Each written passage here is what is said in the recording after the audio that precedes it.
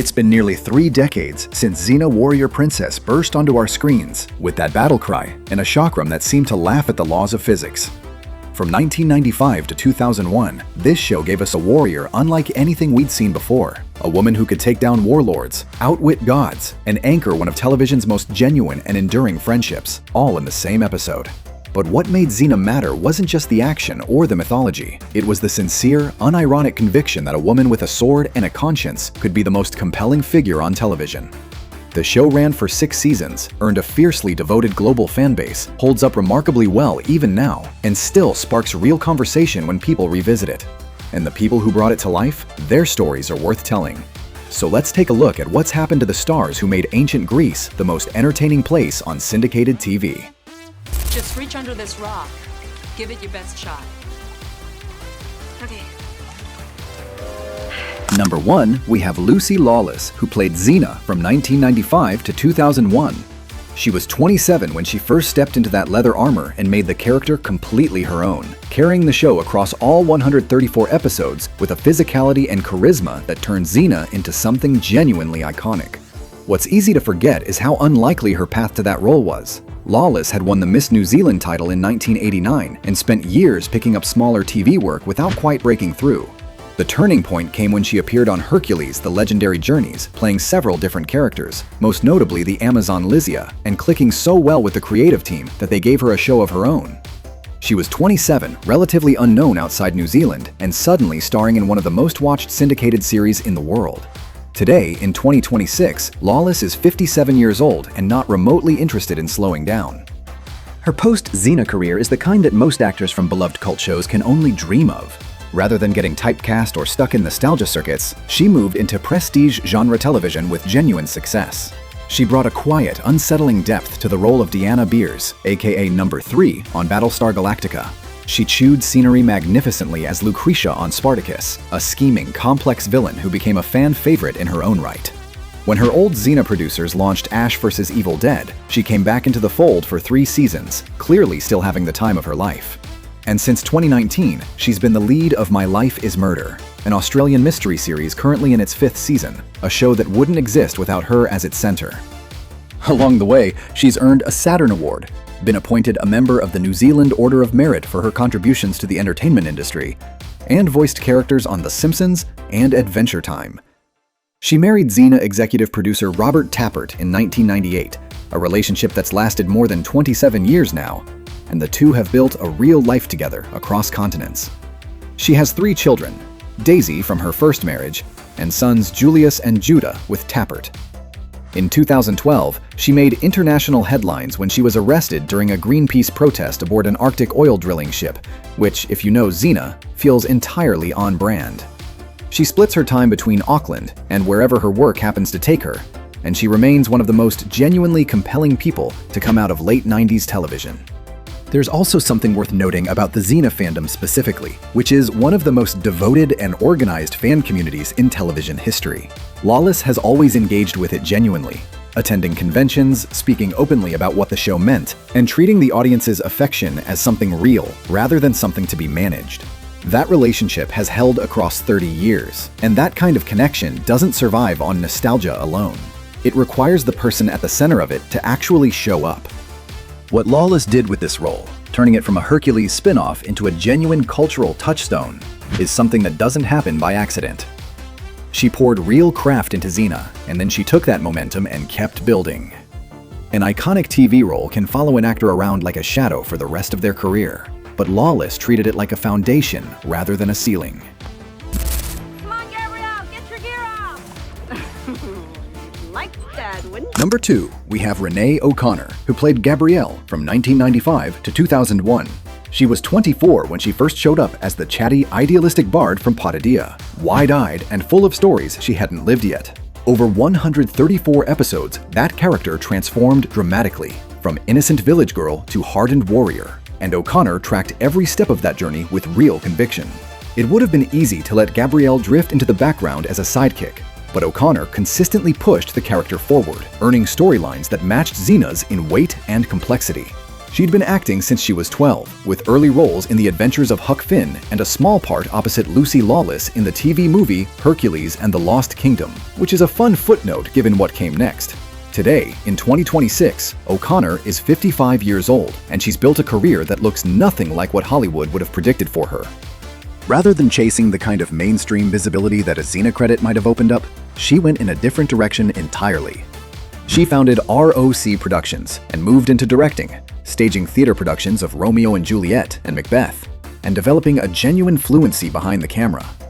In 2008, she wrote, directed, and produced her own film, Diamonds and Guns, which was a clear statement of intent. This was someone interested in making things, not just appearing in them. She's continued acting in independent projects and reunited with Lawless in the cult film Bitch Slap, which was a nice reminder of their chemistry.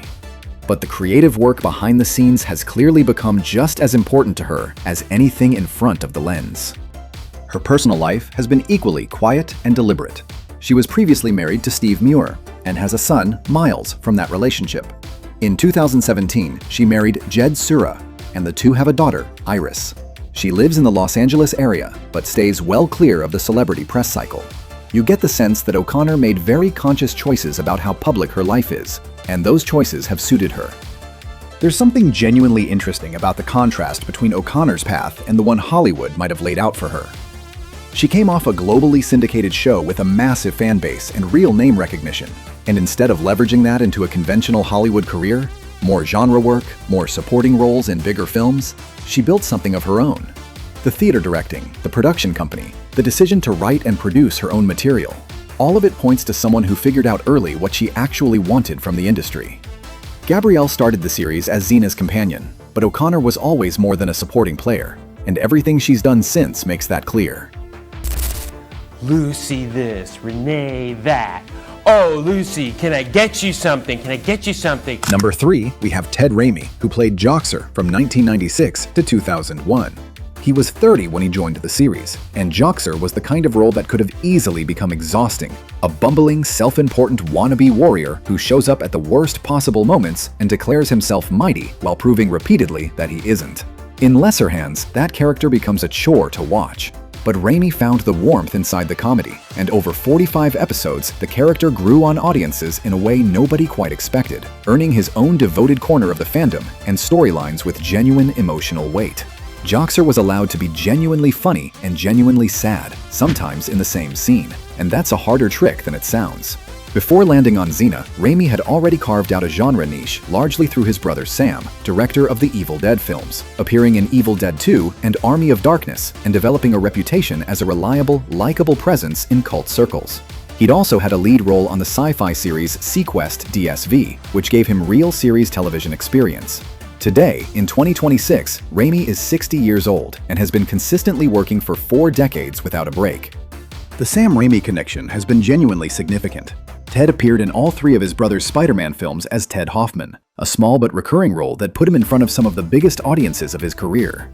When Lucy Lawless joined Ash vs. Evil Dead, Ted turned up there too, which felt right.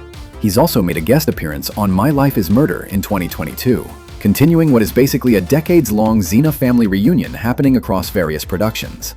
His voice work has kept him busy as well, including roles on Invader Zim and in video games like The Quarry. He's the definition of a working actor. Not a household name maybe, but consistently employed, consistently good, and consistently beloved by the people who know his work. He keeps his private life private, with no public record of marriages or children, and his public persona is shaped almost entirely by his performances. What comes through, from colleagues and fans alike, is that he's a genuinely decent person, who takes his work seriously without taking himself too seriously. Which, given that he spent 5 years in a horned helmet making people laugh, seems exactly right. They're all behind you. You don't know how common it is for a jealous man to try and punish his wife by hurting a child. Number 4, we have Kevin Smith, who played Ares from 1995 to 2001.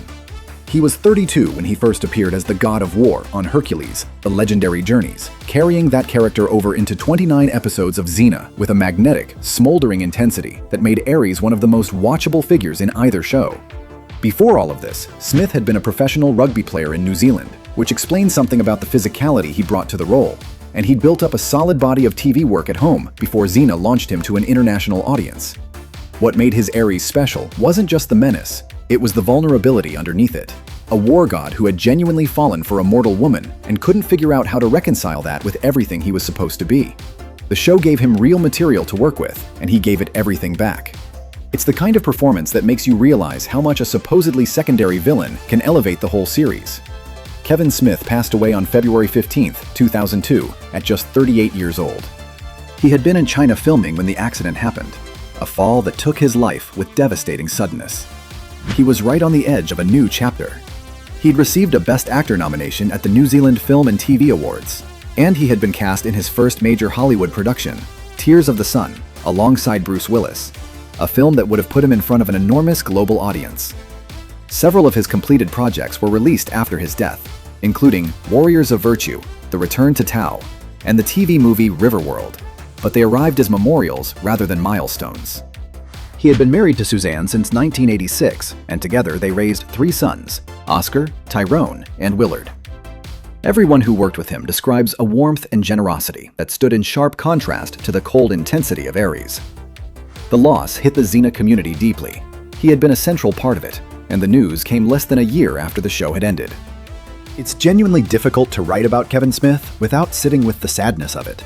His Ares is the definitive version of that character, a villain built with enough humanity that you rooted for him anyway, and it remains one of the most fully realized performances in the show's run. He deserved the career that was just beginning to open up.